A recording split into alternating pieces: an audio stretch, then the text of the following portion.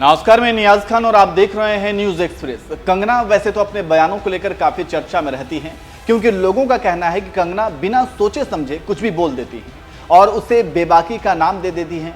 कंगना के बहुत से बयान ऐसे हैं जिसकी वजह से विवाद हुआ है और अभी हाल ही में एक बयान ने तो बीजेपी को ही कटघरे में खड़ा कर दिया था।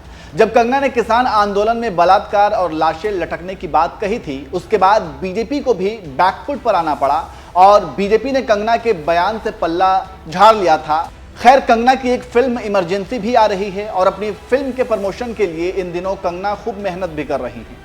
इस फिल्म में कंगना पूर्व प्रधानमंत्री इंदिरा गांधी के किरदार में नजर आएंगी, लेकिन इस फिल्म के रिलीज से पहले ही इस पर विवाद हो गया है और कहा जा रहा है कि इतिहास को तोड़ मरोड़ कर पेश किया गया है, इसलिए इस फिल्म का विरोध भी हो रहा है।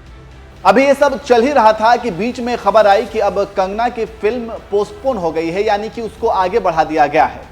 इस बात की जानकारी खुद कंगना ने भी अपने एक हैंडल पर दी। कंगना ने लिखा, भारी मन से मैं घोषणा करती हूं कि मेरे निर्देशित आपातकाल को स्थगित कर दिया गया है। हम अभी भी सेंसर बोर्ड से प्रमाणन की प्रतीक्षा कर रहे हैं। नई रिलीज की तारीख जल्द ही घोषित की जाएगी।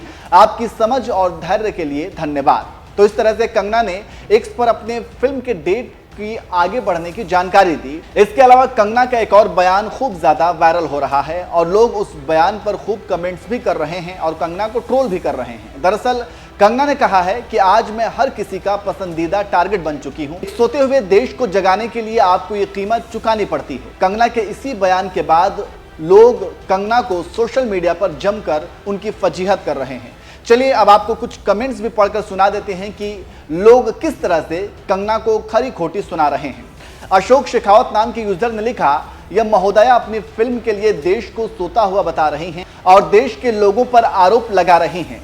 क्या यह देश के लोगों का अपमान नहीं है? इनकी फिल्म पर बैन क्यों नहीं लगना चाहिए? भूषण नाम के यूजर ने लिखा, इसका मतलब पिछले 10 साल से पूरा देश सोया ही हुआ है। यह तो मोदी साहब की बहुत बड़ी बेइज्जती है।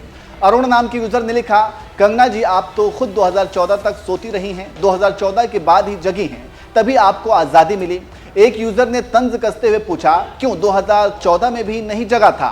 एक और यूजर ने लिखा, अपने आप को जरूरत से ज्यादा होशियार समझने वालों के साथ ऐसा ही होता है। खैर, सरकार आपकी है, उसके बाद भी आपकी फिल्म रिलीज नहीं हो पा रही है। इससे यह पता चलता है कि आपको आपकी सरकार कितना जरूरी समझती है। खैर, आपको फर्क पड़ता है तो आप जाने और आपका ज़मीर।